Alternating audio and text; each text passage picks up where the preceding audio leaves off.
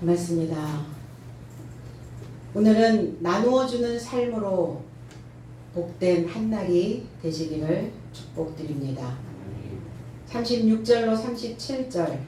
그래서 사도의 삶에 의하여 바나바라 초청된 요셉은 위로의 아들이라 번역된 자요 레위인이요 출생지는 구브로이다. 37절. 그에게 밭이 있음에 팔아서 재물을 가져다가 사도 삶의 발의 산 곁에 두었더라 그랬어요. 구브로에서 요셉이라 하는 바나바를 초청합니다. 우리가 바나바라는 이름은 많이 들어봤는데 이 바나바가 요셉이라는 또 예명을 가지고 있다는 것을 우리는 또 잘 몰랐었죠. 구브로라고 하는 이 지역은 신석기 시대에 이미 사람들이 거주하기 시작했다고 해요. 그래서 BC 3000년 후반기에는 많은 사람들이 밀집해 있었고 남쪽에는 고원지대가 자리를 잡고 있었고 남쪽과 서쪽의 해안 평야와 그 평평한 산 길석에서는 포도원과 감람나무와 그 각종 과수들이 재배되고 자라고 있었던 지역이기도 합니다. 그래서 좁은 계곡들은 다른 농업이 가능할 만큼 굉장히 토양이 기름지고 옥토였던 곳이 이곳이 바로 구브로라고 하는 지역이. 근데 오늘 이 구브로에 유대인들이 거주한 그 시기는 BC 한 320년 경서부터 여기에 거주를 하기 시작했다고 해요. 그 유대인들이 디아스포라가 되어지면서 여기에 구브로에서 살고 있었던 거죠. 그래서 스테반의 순교와 잇따른 박해로 인해서 팔레스타인에서 각지로 흩어진 그리스도인들 곧 디아스포라의 일부가 구브로에 유입되었던 것을 우리는 역사를 통해서 보고 있습니다. 그래서 구브로의 그리스도인들이 안디옥에 있는 헬라인들 가운데서 전도 활동을 계속 펼쳤다고 합니다. 그래서 그 결과 안디옥이라고 하는 그 지역에 교회가 생겼고 안디옥 교회가 파송한 선교사가 바로 바울이었어요.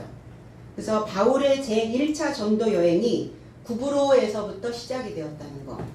그래서 바울은 구브로 출신인 바나바와 함께 그 살라미에 도착을 해서 그곳에서 있는 유대인의 여러 회당에서 말씀을 전하고 가르쳤습니다. 바울과 그 요셉인 바나바가 만난 중요한 장소가 바로 구브로라고 하는 지역입니다. 우리는 어느 시점에 가면 사람을 만나게 되죠. 어느 지역에 가면 또 거기서 사람을 만나게 됩니다. 근데 바로 바나바와 바울이 중요한 만남 그리고 함께 사역을 하는 동역을 하는 굉장히 중요한 지역이 바로 구브로였다는 거예요. 그래서 구약에서는 이 지역을 기띔이라고 이렇게 이야기를 합니다. 구브로라고 하는 의미는 구리라는 뜻이에요. 구리. 동매장량이 상당히 풍부하게 많은, 그래서 구리, 놋 이것이 굉장히 많은 풍부한 지역이었다. 그래서 이것을 구브로를 구리라고 이렇게 뜻을 말하고 있습니다. 히브리어에서 기띔이라고 하는 단어는 괴롭게 하다라는 의미를 가지고 있어요. 기띔인데 왜 괴로울까? 뭔가를 적용하고 또 적용되어진 말씀을 가지고 나의 삶에 표시를 하고 표시되어진 하나님의 법을 가지고 그 삶을 살아내야 되기 때문에 괴로운 거죠, 인생이. 그냥 주어진 대로 하루 살고 내가 마음 내키는 대로 그냥 살면 되는데 뭔가를 적용해야 된단 말이에요. 우리는 끊임없이. 오늘도 이 설교가 저와 여러분들의 삶 속에 적용되어져야 되고 적용되어졌다면 반드시 우리의 삶에 표시되어진 것으로 나와지겠죠. 그 표시되어진 것이 무엇이냐? 하나님의 룰 안에 있는 자들의 모습이 되어져야 된다는 겁니다. 이사야 23장 12절에는 이르시되 너 학대받은 처녀딸 시도나 내게 다시는 희락이 없으리니 일어나 기띔으로 건너가라. 거기에서도 내가 평안을 얻지 못하리라 그랬어요. 두로와 시도 내게 주셨던 하나님의 메시지입니다. 두로와 시돈, 두로라고 하는 이 의미는 날카로운 돌이라는 뜻도 가지고 있고 대적하다, 포위하다, 공격하다 라는 의미를 가지고 있어요. 상당히 이 지역도 풍부한 지역, 많은 물자가 있는 많은 그 물질들이 거기에 축적되어져 있는 이 시돈이라고 하는 의미는 작다라는 뜻이에요. 어장이라는 뜻이에요. 그리고 얼마나 풍부한 지역이겠어요. 그러니까 이 두로와 시돈에 있는 이 지역에 살고 있는 사람들이 풍부한 그리고 풍요로운 삶을 살다 보니까 하나님을 믿는 것에 뒷전이었다는 거예요. 무엇인가를 잡고 자기의 어장을 풍요롭게 만드는, 그러다 보니까 하나님의 말씀을 대적하게 되고 여기에서 열방의 신, 이방의 신과 음란을 행했다 그랬어요. 바알 신을 숭배했던 아하방 시대에 사실은 이 두로와 시돈이 상당히 번창했던 시기였던 겁니다. 그러니까 하나님을 부유해졌다고 하여서, 편안해졌다고 하여서 하나님을 저버리면 안 되는데 사람은 그렇단 말이에요. 사람의 속성 속에는 내가 편안해지고 부유해지면 안 찾아요. 그냥 그 삶이 좋으니까 그 삶 속에서 그냥 눌러앉아 있게 된다는 겁니다. 인간의 어떤 본성적 속성을 지금 말하고 있는 것이죠. 그래서 이곳에 기띔, 너희가 그곳에 가서 하나님의 말씀을 가지고 나 자신을 연마하고 나 자신을 깎아내고 나 자신을 씻어내고 그리고 하나님의 말씀을 내 안에 축적해 놔야 되는 그 괴로움을 당해야 되는데 그리하지 못하고 있다는 겁니다. 구리가 풍부한 구브로에서 바나바를 초청했다는 거예요. 왜 그랬을까? 오늘 베드로와 사도 요한이 이 매장량이 노시 풍부함, 왜 바나바를 초청을 했을까? 이 구리는 히브리어로 넘어가면 네오셰트라고 하는 단어를 만들어냅니다. 동전, 우리가 동으로 만든 동전, 아주 작은 단위의 돈을 동전이라고 이야기를 하죠. 그래서 이 동이라고 하는, 이 노시라고 하는 이 단어 속에 열등하다라는 의미를 가지고 있어요. 열등한 지식을 가지고 있단 말이에요. 열등한 자란 말이에요. 누가? 바나바가. 이 단어가 나하시라고 하는 단어를 또 만들어내는데, 나하시라고 하는 이 단어가 열심히 관찰하다, 예지하다, 경험으로 배우다, 점치다, 복술하다. 그리고 이 단어에서 창세기에서 하와를 꼬드겼던 뱀이라고 하는 이 나하시라고 하는 단어가 여기에서 만들어집니다. 하와를 꼬드겼던 뱀이 놋이었다는 거예요. 놋. 동이었다는 거예요. 구리였다는 겁니다. 그게 뱀이라는 단어, 나하시라는 단어인데 결국은 이 나하시라고 하는 이 단어가 무엇인가를 관찰한 것을 가지고 자기의 생각으로 예지하고 점치고 있는 자의 모습이에요. 분명하진 않죠. 그러니까 그 지식이 우등하지 않고 열등한 지식을 가지고 있는 자들이라는 겁니다. 우리가 초등학문에서 하나님을 처음에 경험하고 접했을 때 우리는 신앙적 체험을 했던 적이 있어요. 그런데 신앙적 체험을 했는데 그거는 나에게 맞는, 나에게 맞춤형으로 오는 그러한 내가 경험했던 것 외의 것이 아니라 내가 경험한 것 안에서 주셨던 열등한 지식이었다는 겁니다. 그런데 사람들은 그것으로 점을 치고, 점을 친다는 것은 뭐냐? 입으로 말하는 것을 점친다 이렇게 말하고 있는 거예요. 그 열등한 지식을 가지고 입으로 말하고 있고 열등한 지식을 가르치고 있고 그리고 그것을 가지고 예견을 하고 예지했던 것을 우리는 알고 있습니다.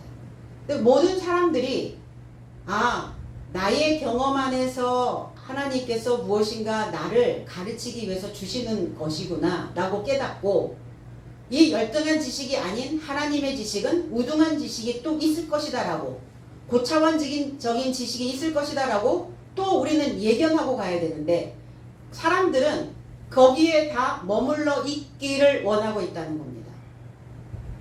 부대낄 게 하나도 없거든요. 부담스럽지가 않거든요. 열등한 지식은. 고등한 지식을 우리가 높은 지식을 받아들여야 내 수준을 뛰어넘어야 되고 내 한계를 뛰어넘어야 되는 상황이 오지, 열등한 지식 속에서는 내 한계를 뛰어넘을 필요도 없고 내 수준 안에서 놀면은 가장 편하고 좋거든요. 그러니까 그것으로 인하여 계속 말하며 사는 거예요. 그 언어의 수준에서 벗어나지 못하고 있는 겁니다. 그래서 했던 말을 반복하며 그 말만 하고 사는 거예요. 낮은 수준의 그 말을 하고 있는 것이죠. 열왕기하 18장 4절에는 그가 누구냐? 히스기야 왕입니다. 히스기야가 여러 산당들을 제거하며 주상을 깨뜨리며 아세라 목상을 찍으며 모세가 만들었던 놋뱀을 이스라엘 자손이 이때까지 향하여 분향함으로 그것을 부수고 느후수단이라 일컬었더라 그랬어요. 유다와 아하스아의 아들 히스기야 왕이 하나님이 보실 때 조상 다윗과 같이 행하였다 이랬어요. 그러니까 조상 다윗과 같이 행하는 그 모습을 보고 그의 정직함을 기뻐하셨더라 그랬거든요. 그래서 이 히스기야가 그 산당을 부쉈다고요. 산당을 제거하며 그 산당이 어떤 산당이었어요? 놋 산당이었다고요. 구리로 만든 산당이었다고요. 놋뱀을 추앙했던 산당이었다고요. 이 산당은 높다, 높은 곳. 그러니까 놋뱀을 추앙하며 놋뱀의 지식으로 계속 그들의 생각들을 높여갔다는 거예요. 높아져 있었다는 겁니다. 그 지식은 하나님이 바라보실 때에, 하나님이 보실 때 형편없는 지식인데, 낮은 수준의 지식인데 그 지식으로 인하여 그들이 교만하여졌다는 거예요. 그게 산당이었어요. 그럼 저와 여러분들 삶 속에도 어떤 지식이 들어가면 그 지식으로 산당을 만들어요. 단을 쌓는다는 겁니다. 지식의 단을 쌓아요. 그런데 그 지식의 단이, 내가 가지고 있는 그 지식의 단이 세상의 최고일까? 세상에 어떤 경점을 찍는 것일까? 그렇지 않다는 겁니다. 그런데 우리가 하나님을 아는 그 지식도 내가 알고 있는 그 지식의 산당을 만들어 놓고 높은 채 하는 거예요. 지식인인 척 하는 겁니다. 지혜로운 척 하는 거예요. 다 완성된 척 하는 겁니다. 스스로 만들어 놓은 산당이라는 거예요. 그 산당을 제거하며 치워버렸다고요. 쫓아버렸다고요. 그리고 주상을 깨뜨리며, 주상, 맞제바라는 단어인데 주상, 자리 잡혀 있는 거예요. 그리고 고정되어져 있는 겁니다. 무엇인가 그 고정되어져 있는 주둔지와 같은 곳, 여기가 바로 주상이라는 거예요. 이미 자리를 잡고 있는 거죠. 무엇이? 그 열등한 지식이, 그 낮은 수준의 말이, 그리고 계속 그 말을 되풀이하며 살아가고 있는 자들의 모습이, 그 모습으로, 그 모양으로 자리를 잡고 있다는 겁니다. 그것을 깨뜨리며, 거기에 또 자리 잡고 있는 것이 무엇이냐? 아세라 목상이래요. 아세라 목상. 베니게의 한 여신의 이름입니다. 아세라 목상. 이 베니게라고 하는 의미는 행복하다라는 단어예요. 복되다라는 뜻이에요. 그러면 사람들은 무엇으로 사는가? 왜 사는가? 행복하려고. 행복하고 싶어서. 축복된 삶으로 살려고. 그런데 무엇에 의하여 행복한가를 따져봐야 된다는 거예요. 무엇이 우리로 하여금 행복을 가져다 주고 있는가? 과연 우리는 어느 시점에 행복감을 느끼고 있는가? 내가 가지고 있는 많은 물질, 아니면 내가 누리고 살고 있는 이 세상, 아니면 누군가 나를 추앙하고 있는, 나를 추대하고 있는 그러한 것에 의하여 내가 행복한가? 그래서 이 베니게에 있는 이 여신은 많은 사람들에게 풍요로움을 가져다주는 그 신으로 이야기를 하고 있습니다. 그럼 우리가 자칫 하나님을 믿으면서 하나님은 우리에게 무엇을 하시냐면 하나님은 우리에게 가난해지라고 말씀합니다. 그런데 하나님을 우리는 이렇게 아세라 목상으로 만들어 놓을 수도 있다는 거죠. 하나님을 믿으면서 난 행복해야 되는데 왜 나에게 끊임없이 이러한 불행한 일들이 그리고 예기치 않은 일들이 나에게 일어나지 않아야 되는 일들이 왜 끊임없이 반복적으로 일어나고 있는가? 모든 사람들이 다 목숨을 가지고 살아가는 모든 사람들이 어떤 신을 믿든 우리가 경험하며 우리가 체험하며 우리가 받아들여야 되는 이런 그러한 저런 일들이 만들어진다는 겁니다. 나에게 일어나지 말아야 되는 일은 없다는 거죠. 그런데 우리는 무조건 행복해야 된다라고 생각하는 거예요. 그럼 우리는 무엇으로 행복해야 되는가? 영으로 행복해야 된다는 겁니다. 영으로 행복한 자. 하나님의 영으로, 하나님의 지식으로, 하나님의 이성적으로 분별할 수 있는 논리적인 사고로 그 사고가 있어야 우리는 행복한 삶을 누릴 수 있게 되는 것입니다. 자, 무엇만 어떤 거 하나만 있으면 행복할 것 같아요. 그 어떤 거 하나가 만들어졌어요. 그러면 사람은 또 다른 것을 원하게 된다는 겁니다. 육신에 어떤 것이 필요해서 그것이 채워지면 그것으로 인하여 행복하지 않아요. 잠시죠. 잠깐 누리는 그 잠깐 행복감일 뿐입니다. 배가 고파서 먹으면 포만감으로 인하여 누리는 잠깐의 행복감은 있을 수 있어요. 그러나 그건 영원하지 않다는 겁니다. 하나님이 우리에게 주시는 진정한 행복은 무엇인가? 많은 사람들에게 나누어 줬을 때, 떡을 떼어 줬을 때, 하나님의 진리의 지식을 남김없이 어떤 것 하나라도 남기지 않고 다 떼어줬을 때 느끼는 그 행복감, 그 행복감을 경험하기를 원하고 계신다는 겁니다. 과연 우리는 그런 행복을 누리고 있는가? 나는 그 행복을 추구하고 살고 있는가? 아니면 무엇을 쫓아 여전히 나는 내 손에 잡히지 아니하는 어떤 파랑새의 그 행복을 쫓아다니고 있는가? 그러한 생각들로 내가 재단을 쌓아놓고 있다면, 그 생각으로 높아져 있다면 하나님의 지식으로 하나님의 영으로 우리는 결코 행복해질 수 없기 때문에 그 생각들을 쫓아버려야 된다는 겁니다. 모세가 만든 놋뱀이었어요. 놋이라고 하는 네오셰트, 굴이라는 단어고 뱀이라는 단어도 나하시라는 단어예요.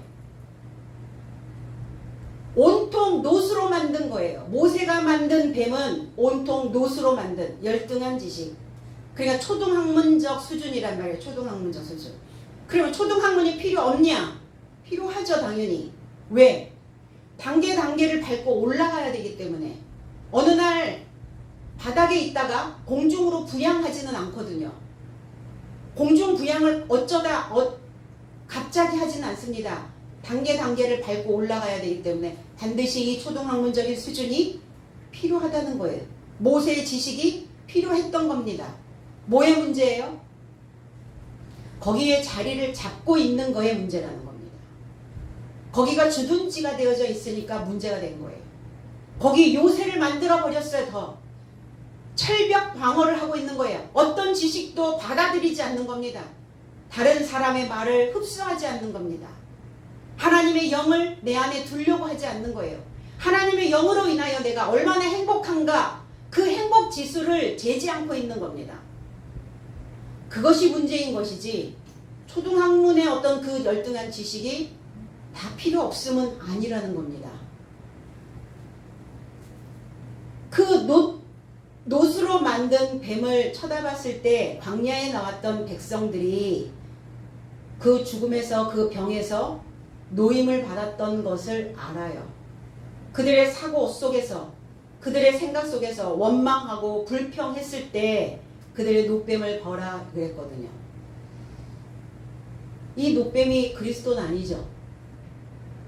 이 노뱀을 그리스도로 풀고 있다면 문제가 너무 많아지는 거예요. 그리스도가 어떻게 노뱀이 될 수 있어요? 근데 그리스도를 어떻게 허물어 버려요? 아, 십자가에서 죽었던 그 사건과 이 노뱀의 산당을 부쉈던 그 사건이 일치하나요? 성경 그렇게 풀면은 곤란하죠. 모세의 지식입니다. 모세가 만들어 놓은 지식이 그 이스라엘 백성들의 사고 속에는 필요했던 거예요. 그 수준에, 그 눈높이에 그 지식이 들어가 줘야 됐던 겁니다. 그러니까 그 지식이 들어가니까 그들은 맞춤형 지식을, 눈높이 교육을 받아들인 거예요. 그랬던 것이요. 그것을 분양했어요. 불을 피웠습니다. 향을 피웠어요. 지식이 계속 그들의 삶을 끌어올렸겠죠. 그리고 그 느후수단이라고 하는, 네후슈탄이라고 하는 광야의 구리뱀이란 뜻이에요. 그 구리뱀, 그리고 그 구리뱀을 부숴버렸어요. 제거해버렸습니다. 그러니까 이때에 비로소 히스기야 왕이 보위에 올랐을 때에 비로소 모세의 그 지식을 부숴버렸다는 거예요. 이제 조금 더 높은 지식, 그 다음 단계가 진행이 돼야 되기 때문에 그 단계에 머물러 있어서는 안 되는 것이죠. 모세의 예지, 모세의 경험, 모세의 점. 그래서 점치는 자였어요. 바로의 신하들과 대결하였을 때 모세가 가지고 있었던 그 지팡이를 땅에 던지니까 뱀이 되었더라. 모세가 가지고 있는 경험적 지식입니다. 뱀, 우리가 생각하고 있는 파충류의 그 뱀이 아니라 모세가 가지고 있는 자기의 경험적 지식, 자기의 입으로 나오고 있는 예지력, 자기의 그 복술, 점치고 있는, 그게 뱀으로 묘사가 된 거예요. 그들도 똑같이 그 일을 하게 되죠. 그런데 그 열등한 지식에서 이제는 우등한 지식으로 다시 예언되어져야 된다는 겁니다. 그럼 오늘 이 바나바는 구브로에서 왔으니까 그가 가지고 있는 지식은 열등한 지식이었다는 거예요. 그 열등한 지식이 이제 하나님의 말씀으로 고등 지식이 되어져서 그 고등 지식으로 다시 예언할 수 있도록 사도의 삶과 지금 연합되어지고 있는 상황입니다. 그래서 사도의 삶이, 사도들이 초청했다는 거예요. 바나바를. 필요했거든요. 뭐가 필요했을까요? 뭐가 여기에서 이제 양념 하나가 더하여져야 되는 상황이 벌어졌거든요. 뭐가 지금 더해져야 되는 거예요. 베드로와 사도 요한에게 뭐가 더해져야 되는 상황, 그리고 거기에 모여있는 다수 완성되어지기를, 하나님의 말씀으로 온전케 되어지기를 원하는 그들에게 뭔가를 보여줘야 되는 시점이 되었기 때문입니다. 그럼 바나바를 통해서 거기에 있는 백성들에게 무엇을 보여주고 싶으셨을까? 이 사도들이, 너희들 또한 구브로였어. 열등한 지식이었어. 노뱀과 같은 자들이었어. 너희들이 그 지식을 가지고 여전히 점치고, 여전히 말하고, 여전히 예언하고, 여전히 가르치고 있다면 이제 완전히 여기에서 벗어나야 된다라는 것을 말씀하고자 하는 겁니다. 이 수준에서 이제 완전히 벗겨져야 된다라는 것을 보여주고 싶었던 거죠. 그러한 이러한 목적으로 바나바를 초청했습니다. 바나바라고 하는 이 단어는 히브리어로 넘어가면 이 바르라고 하는 단어, 바르라고 하는 단어는 아들이라는 단어예요. 이게 뺀이라고 하는 단어에서 이제 온 단어예요. 아들이라는 단어, 상속자. 그 다음에 바라고 하는 단어. 그 다음에 나바스, 나바. 이 단어는 나비, 네비. 이 단어는 예언자라는 단어예요. 예언자. 예언자는 뭐냐? 미리 말하는 자. 영감에 의하여 말하는 자. 그래서 바나바는 예언의 아들이라는 뜻이에요. 예언의 아들. 개혁 성경에는 무슨 아들?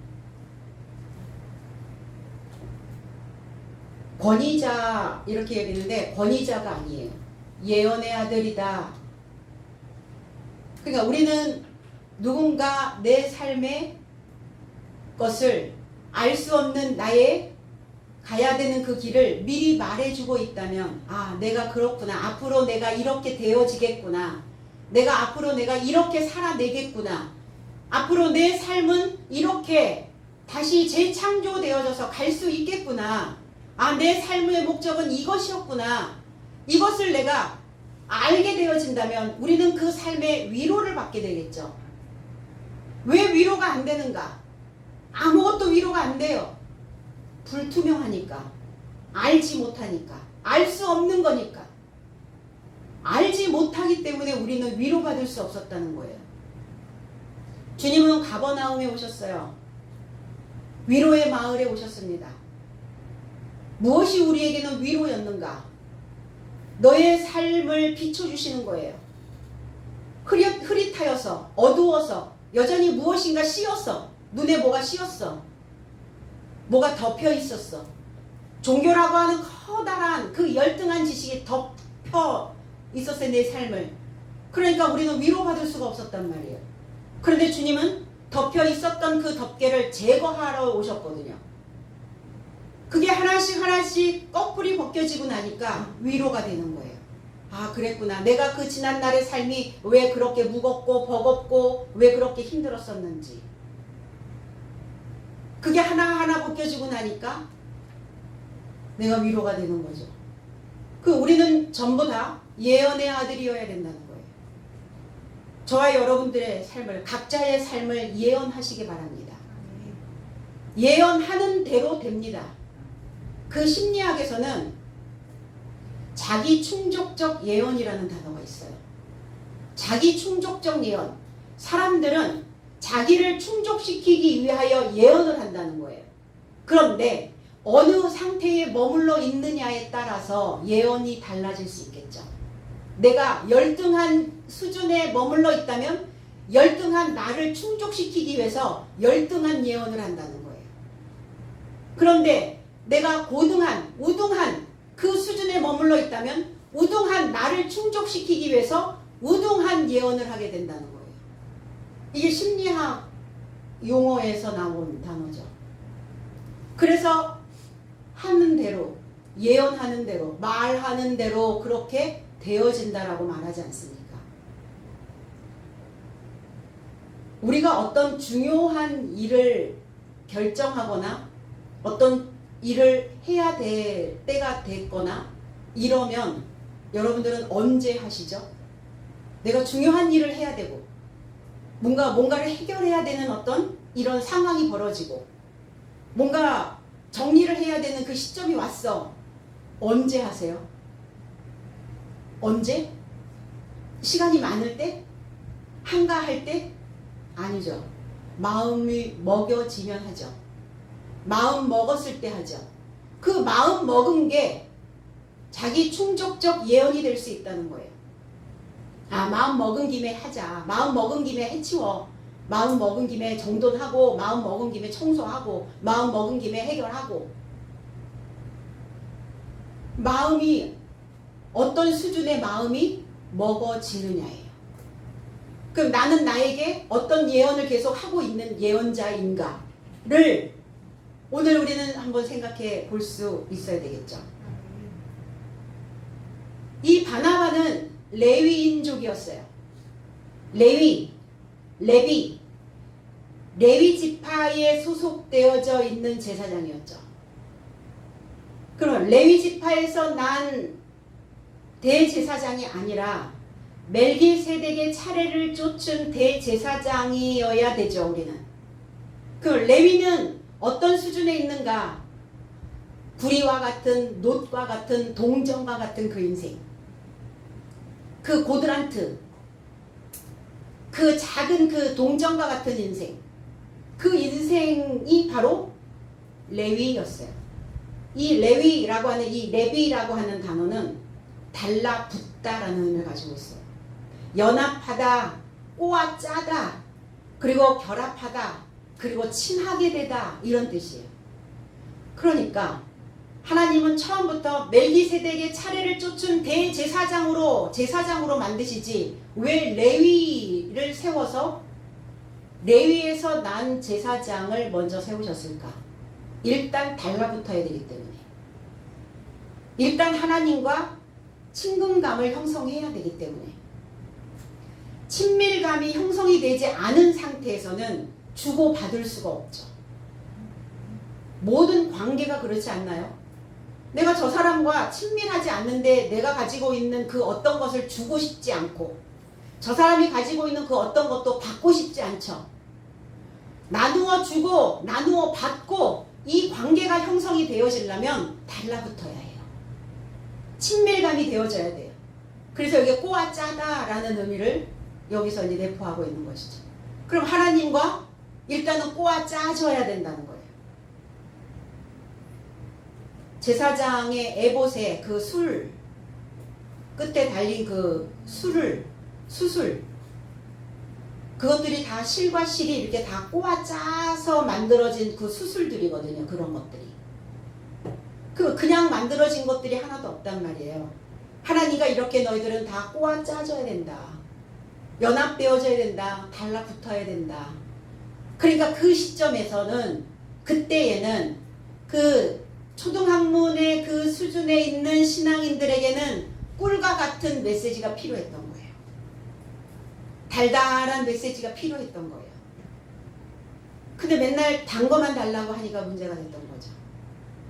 자, 단 것의 의미도 있지만 꿀송이와 같이 달다, 꿀송이와 같다, 하나님의 말씀이. 꿀송이, 꿀은 뭐예요? 달라붙는 성질이 있잖아요. 본능이거든요. 그래서 어린아이들에게는 그렇게 달라붙게 신앙생활을 할 수 있도록 그렇게 유도해내신 거예요. 그걸 주신 거죠. 어찌하시고? 인간들의 속성을 너무 잘 아시니까. 처음부터 우등한 거 주면 먹었겠어요? 받으셨겠어요? 다 도망갔겠죠. 그래서 단 게 필요한 사람들은 도망간 거예요. 단 거 먹으려고. 여기는 뭐하니까? 무거우니까, 쓰니까, 꼭 씹어 먹어야 되니까 그냥 술술 넘어가면 참 좋은데, 되새김질을 한다는 것, 그건 참 고도의 훈련이 되어지지 않으면 그걸 꼭꼭 씹어 먹을 수가 없어요. 그러니까 우리는 하나님의 말씀을 꼭꼭 되새겨서 꼭꼭 씹어 먹어야지, 나한테 기분 나쁜 소리를 했는데 그게 자꾸 내 속에서 씹히면 곤란하겠죠. 그걸 씹으니까 계속 내 속이 어떻게 돼요? 우리는 과거의 집으로 다시 가서는 안 되는 거죠. 그런데 다시 과거의 집에 가서 그때 힘들었던 거, 그때 얼룩졌던 거, 그때 받았던 상처, 이런 것들을 계속 꼭꼭 씹어 먹고 있단 말이에요. 왜? 그게 내 안에 계속 다 앙금으로 가라앉아 있으니까. 그런 것들이 우리의 삶을 이렇게 하나님의 말씀과 다 잘 이렇게 꼬아 짜줘야 되는데, 그런 과거의 잘못된 흔적들로 꼬아 짜지면 내 속이 자꾸 꼬이는 거예요. 여기도 꼬이고 저기도 꼬이고, 그래서 신체에 문제도 발생이 되고 뭐가 꼬여 있구나 인식하면 되는 거죠.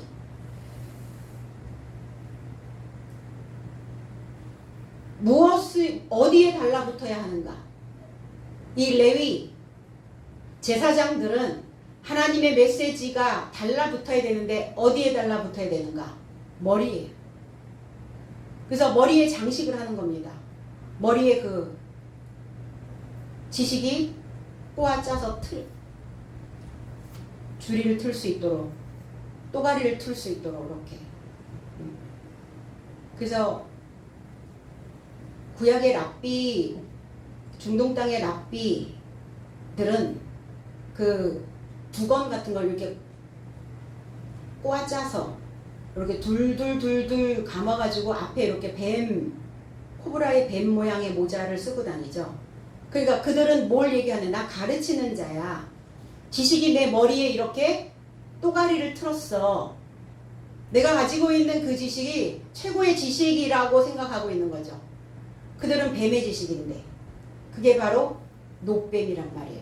자기의 경험에서 나오는 것 외에는 말할 수 없는 것. 내가 경험한 것 외에는 알지 못하는 것. 더 이상의 더 높은 것을 추구하지 않는 자들의 모습. 머리에 딱 두 건 씌워놓고 뚜껑 딱 덮어놓고 더 이상 받아들이지 않는 거죠. 혹시 저와 여러분들의 생각 속에 그런 것들이 있지 아니한가? 무엇이 내 머리를 붙잡고 있지 아니한가?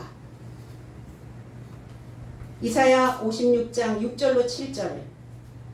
또 나 여호와에게 연합하여 섬기며 나 여호와의 이름을 사랑하며 나의 종이 되며 안식일을 지켜 더럽히지 아니하며 나의 언약을 굳게 지키는 이방인마다 내가 그를 나의 성산으로 인도하여 기도하는 내 집에서 그들을 기쁘게 할 것이며 그들의 번제와 희생은 나의 단에서 기꺼이 받게 되리니 이는 내 집은 만민의 기도하는 집이라. 만민의 기도하는 집이라 일컬음이 될 것임이니라. 그럼 저와 여러분들은 다 만민이어야 되고 이 만민 안에서 기도하는 집, 만민의 기도하는 집이 저와 여러분들이어야 된다는 거예요.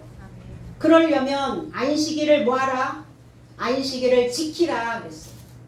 안식일이 어떤 샤파트라는 단어입니다. 안식일은 뭐하는 날입니까? 나를 격리하는 날이에요. 일을 그만두는 날입니다. 쉬는 날이에요. 그럼 뭐에 쉬는 날이에요? 어떤 것을 쉬어야 되는 거예요? 어떤 일을 그만두라는 겁니까? 무엇으로부터 나를 격리하라는 겁니까? 세상의 일로부터?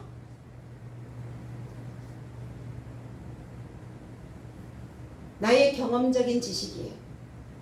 나의 열등한 지식. 낮은 수준에서 놀고 있는 자기의 생각 속에 틀에 박혀 있는 고정되어져 있는 그 생각으로부터 격리. 그날이 안식일. 그 일을 낮은 수준에 생각하는 그 일을 그만두는 날. 안식일. 그래서 이 샤파트라고 하는 단어를 풀어보면 씹고 씹어서 집을 만들고 그 집이 바로 다른 사람들의 이정표가 되는, 저와 여러분들이 가야 되는 이정표가 만들어지는, 하나님의 말씀을 되새김질을 하면 되새김질한 만큼 하나님의 집이 완성이 되어져요. 그럼 하나님의 집은 무엇으로 완성하는가? 되새김질을 하는 걸로 완성하는 겁니다. 말씀을 되새김질하지 않으면, 말씀을 씹지 않으면, 말씀을 곱씹지 않으면 집을 지을 수가 없어요. 집을 짓는 자들은 어떻습니까? 건축을 하는 목수들은 어떻게 해요? 머릿속에 다 도면이 다 있잖아요. 설계도가 다 있잖아요. 그래서 이때는 뭘 어떻게 지어야 되고, 여기다 뭘 넣어야 되고, 여기다 뭘 어떻게 대야 되고, 쇠면은 뭘 어떻게 부어야 되고, 모래는 얼마큼, 물은 얼마큼, 이게 머릿속에 딱 나와져 이제 설계도가. 그럼 우리가 하나님의 집을 짓는다는 것은 뭐냐? 주일날 설교가 뭐였었지? 지난주에 설교는 뭐였어? 그 설교를 통해서 말씀을 곱씹고 되씹으면서 하나님의 집을 완성해가는 거예요. 그럼 완성된 그 집은 어떤 역할을 하느냐? 이정표의 역할을 한다는 겁니다. 이게 안식일이 해야 되는, 안식일이 된 자들의 모습이 바로 이렇게 나타나야 된다는 겁니다.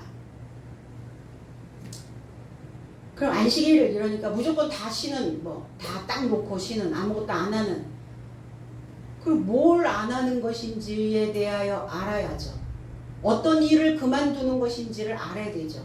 무엇으로부터 쉬어야 되는지를 알아야 되죠. 계속 내 안에 낮은 수준으로 예언하고 있는 그 생각으로부터 쉬어야죠. 과거에 얼룩졌던 것으로부터, 마음의 근심과 걱정으로부터, 그것으로부터, 그 생각으로부터 쉬어야 된다는 거예요. 그 생각에서 쉬지를 못하니까 계속 내 안에 가동이 되는 거예요. 과부하가 걸리겠죠. 에너지 딸리겠죠. 소모 많겠죠. 좋은 거 먹으면 뭐 할 겁니까? 보약을 먹어도 이 몸이 보약을 받아들일 수 있을 만한 몸이 되어져야 보약을 먹을 수 있어요. 무조건 먹는 게 아니라는 거예요. 보양식 먹으면 뭐 할 겁니까? 몸이 만들어지질 않았는데. 몸은 뭐와 직결되어 있어요? 마음과 생각과 직결되어져 있거든요. 생각이, 마음이 만들어지지 않은 상태에서 좋은 것만 계속 먹으면 뭐 할 거냐고요. 그걸 받아들이지를 못하는데, 이 몸 자체가. 우리의 육체도 마찬가지고 우리의 마음 자체도, 우리의 생각조차도 마찬가지라는 겁니다. 그래서 우리는 신앙생활 안에서 뭘 해야 되는가를 생각해야 돼요. 무엇을 먼저 해야 되는가를 생각하실 수 있어야 된다는 겁니다. 오늘은 쉬는 날입니다. 나의 옛 그림자로부터, 나의 옛 상흔으로부터 그 일을 완전히 그만두는 날이에요. 오늘 새롭게 들어오는 이 메시지를 이제 되새김질하시고 곱씹어서 집이 되어지면 여러분들의 삶 속에 표시가 만들어질 겁니다. 십자가. 그 십자가의 표시. 부유해진, 하나님의 말씀으로 내 삶이 부유해진 그 마음. 이 마음이 부유해져 있단 말이에요. 풍부해졌단 말이에요. 풍성해졌어요, 이제. 그러니까 살면서 내 인생이, 내 길을 걸어가면서 결단코 되돌아가는 일이 생기지 않게 된다는 겁니다. 그것을 지켜, 안식일을 지키라. 보존하라는 거예요. 보존.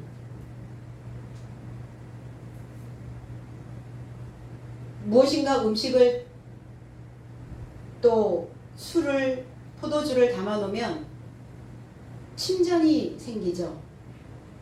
우리가 삶을 치열하게 살은 만큼, 격렬하게 살은 만큼 내 속에 침전이 있어요. 들어왔던 소리, 받았던 데미지, 환경으로부터 받았던 것들, 내가 살고 있는 어떤 공간으로부터 왔던 것들, 어떤 유혹, 당혹스러움, 여러 가지 어떤 일들이 복합적으로 내 안에 들어와서 그게 침전되어져 있다는 겁니다. 근데 무엇을 우리는 지금까지 지키고 있는가? 무엇을 내 속에 침전으로 앙금으로 남아서 뭘 보존하고 있단 말인가? 내 안에 하나님의 말씀이 보존되어져 있으면 얼마나 좋겠어요. 안식일이 내 안에, 안식의 삶이 내 안에 보존되어져 있고 안식의 삶이 내 안에 침전되어져 있으면 너무 좋겠죠. 이 자가 행복자라고요. 이 삶으로 행복해져야 된다고요.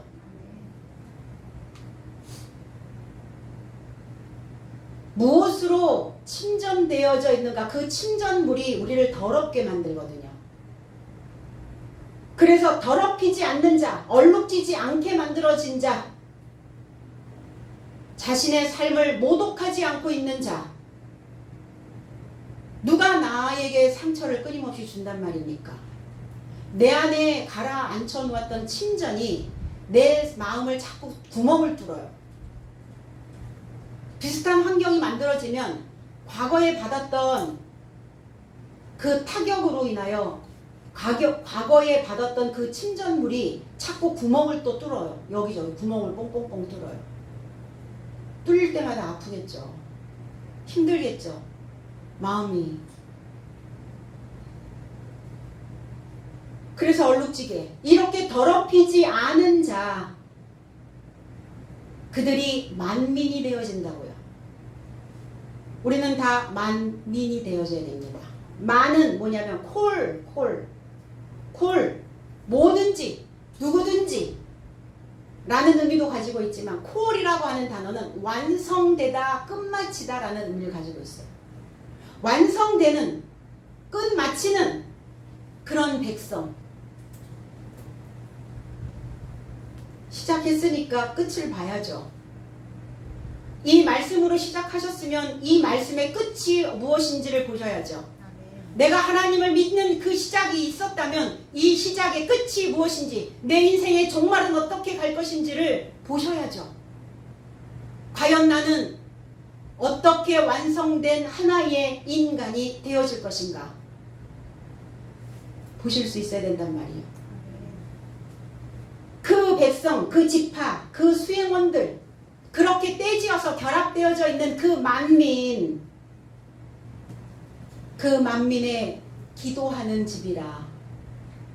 그들이 그 만민이라고 해서 누구나 다가 아니라 완성되기를 원하는, 하나님의 말씀으로 내가 그 종착역까지 가서 끝마치기를 원하는 그 결합되어져 있는 그들의 집이 될 수 있단 말이에요.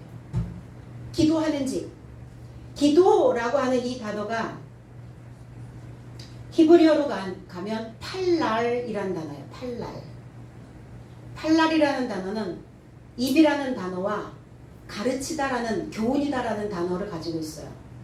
그러면 기도는 뭐냐? 입으로 교훈을 뱉어내는 겁니다.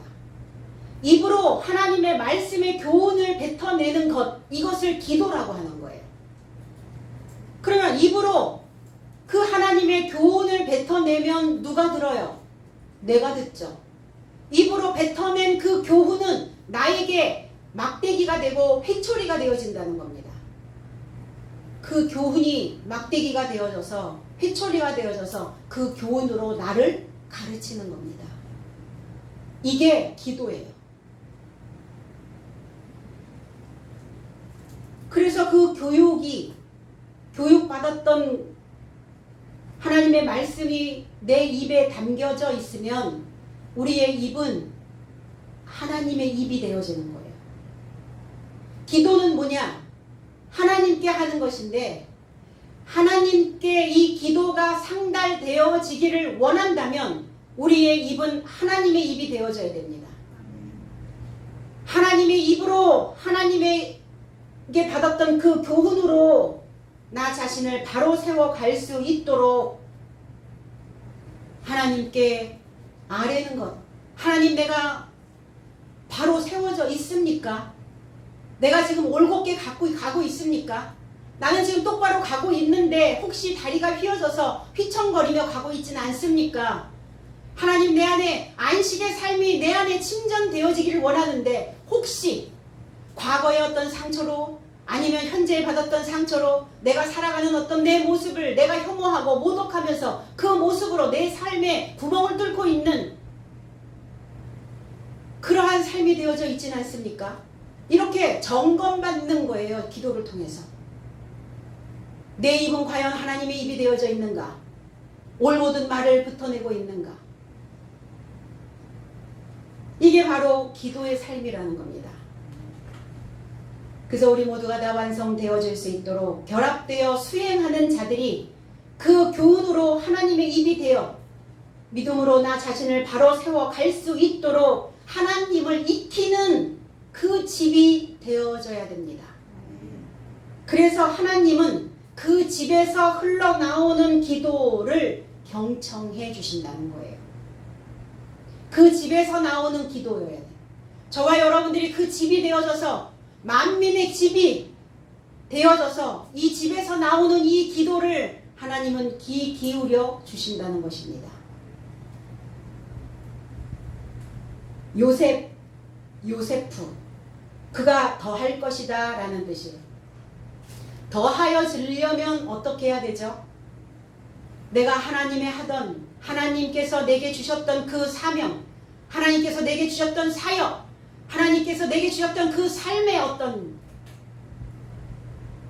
삶을 살아가야 되는 어떤 모양, 이런 일들을 계속 진행해야 되겠죠. 하다가 말고 이러면 더하여지지 않아요. 그래서 우리가 배움도 마찬가지죠. 배울 때 또 계속 배우고 이래야 더하여지지, 배우다가 안 하고 이래버리면 더하여지질 않아요. 하던 일을, 어떤 일을 계속 행하다, 어떤 일을 계속 꾸준히 해야 더하여질 수 있어요. 우린 더하여지기를 원하죠. 그런데 무조건 더하여진다고 좋은 건 아닙니다. 무엇이 우리의 삶에 더하여지느냐에 따라 달라질 수 있어요. 무엇이 더하여져야 되겠어요? 하나님의 교훈이, 안식의 삶이, 하나님의 말씀을 곱씹고 되씹으면서 그 되씹었던 그 메시지가 내 안에 차곡차곡 더하여져야 된다는 겁니다. 나는 지금 뭘 더하며 살고 왔나? 나의 본성, 나의 속성, 나의 속된 것, 나의 속물적인 어떤 근성, 아직도 벗어버리지 못했던, 아직도 벗겨내지 못했던 그런 꺼끌스러운 껍질과 같은 그런 쭉정이와 같은 것들, 잔뜩 희뿌연 먼지와 같은 우리 머리의 생각 속을 온통 희뿌옇게 만들어내는 그러한 어지러운 생각들, 아니면 걱정과 근심, 염려, 날 불행하다고 생각하는, 나는 왜 이 모양으로 살고 있는지, 내 주변에 있는 환경, 원망, 불평, 뭐가 지금 내 삶에 더하여지고 있는지를 보실 수 있어야죠. 나는 뭘 더하고 있는가 지금. 하나님의 것을 더하기 위해서 내가 가지고 있는 것들은 빼버려야 됩니다. 내 것이 빠지면 하나님의 것이 더하여질 수 있어요. 요셉은 뭐가 더하여졌습니까? 마리아가 더하여졌죠. 마리아가 더하여졌다는 것은 뭐가 더하여졌다는 거예요? 그 쓴 것이 더하여졌다는 겁니다. 쓴 것. 그래서 마리아와 동침하지 않았고 마리아의 상태를 요셉은 알지 못했다고요. 그리고 그 삶을 가만히 끊고자 하였다 그랬거든요. 왜? 요셉은 이제 내가 쓴 것이 더하여져야 된다라는 것을 직감하고 있었거든요. 쓴 것이 뭡니까? 몸에 좋은 것이죠. 우리의 몸의 양약과 같은 거예요. 쓰디 쓴 교훈입니다. 이제 달달한 것은 이제 끝. 그건 빼야죠. 그걸 계속 더하여 왔다면 우리 몸은 비만해질 것이고 비대해질 것이고 우리의 몸은 병들어질 것입니다. 우리의 사고도 마찬가지죠. 그래서 그 쓴 것을 이제 더할 수 있는 요셉과 같은 자여야 된다는 겁니다. 디아스포라였어요. 이 바나바도 구브로에 가서 흩어져 있었던 겁니다. 왜 하나님은 흩으셨을까? 왜 이렇게 디아스포라를 만드셨을까? 이 백성들을 퍼뜨려야 되니까. 많은 사람들에게 그 씨로 퍼뜨려야 되니까 한 곳에 이렇게 한 곳에 한 땅에다가 이렇게 움푹 파가지고 한 곳에다 다 묻을 수는 없거든요. 십자가에서 주님이 돌아가실 때 제자들은 다 흩어졌어요. 그리고 예전에 그곳으로 다시 돌아갔어요. 그런데 그들이 50번째 날 성령을 받고 그리고 그들은 또 흩어져서 이렇게 디아스포라가 되어져서 하나님의 말씀을 그동안 자기가 신앙 안에서 경험했고 체험했던 그 모든 것들을 모아서 그들에게 떼어주기 시작했다는 겁니다. 아낌없이 나누어주는 거예요. 뭐가 아깝겠어요? 하나님이 내놓으라 하실 때는 뭐 온통 다? 뭐 전재산? 내가 살고 있는 모든 집? 바깥에 물질계의 환경에서 뭘 다 내놓으라 하시겠어요? 그럴 리는 없죠. 내 삶 속에서 축적해 놓았던 모든 것, 그래서 하자 된 것, 하자품, 속된 것, 더러운 것, 하자품 내놓고 하자품 그거 팔아버리고 고물 팔고 거기서 얻은 거 가지고 사도들의 것 새로운 거 사고 이렇게 해서 계속 그거 고물들은 팔고 새로운 거 사고 이거 하라는 거예요. 그리고 받은 게 있으니까 받은 은혜가 있으니까 그것도 아낌없이 줄 때는 아낌없이 나누고 그렇다고 내 거 쓸 거 없이 완전히 뭐 바닥을 보게 하시면서 다 내놓으라 하시겠어요? 응? 그렇지는 않죠. 내가 이만큼은 할 수 있겠구나. 내가 이만큼 해도 내 가산이 내 삶이 뭐 탕진되진 않겠구나 하는 거예요. 망설이지 않고 흔쾌히 후하게 줄 때는 이 바나바가 더 하여져서 누구와? 사도의 삶과 더 하여져서 연합되었다고요. 레위 연합되었다고요. 그가 가지고 있는 밭을 이 아그로스라고 하는 단어 밭들 마태복음 13장 38절에 밭은 세상이요 좋은 씨는 천국의 아들들이요 가라지는 악한 자의 아들들이요 그랬어요. 제 해석은 들은 세상이요 이 들이라고 하는 단어가 지금 바나바가 파는 게 뭐냐면 이 들이에요. 이 밭이에요. 그럼 이 밭이 뭐다? 세상. 이 세상은 어떤 세상? 코스모스라고 하는 세상입니다. 그럼 바나바는 어디에 있었다는 거예요? 초등학문에 있었던 자였다는 겁니다. 그거를 오늘 팔아. 그걸 오늘 파는 거예요. 들도 세상이요 좋은 씨도 나라의 아들 삶이요 가라지 삶도 나쁜 자의 아들 삶이요 그랬어요. 아들이 두 종류가 있어요. 인생이 두 종류의 인생이 있어요. 세워지는데 두 종류로 세워진다는 겁니다. 어떤 자의 삶으로? 좋은 나라의 아들의 삶으로 때로는 가라지의 나쁜 자의 아들의 삶으로 내 안에 두 존재입니다. 나를 어떻게 세워갈 것이냐 나를 어떻게 이끌어 갈 것이냐 그 세상 코스모스 세상 그럼 이 코스모스 세상은 어떤 세상입니까? 정돈돼야 되는 세상입니다. 어떻게? 질서 있게 이 코스모스 세상은 어떤 세상이냐? 열등한 세상입니다. 말씀으로 장식해야 하는 세상입니다. 그 세상을 팔아 판매하여 그 값을 크레마라는 단어 그 재물을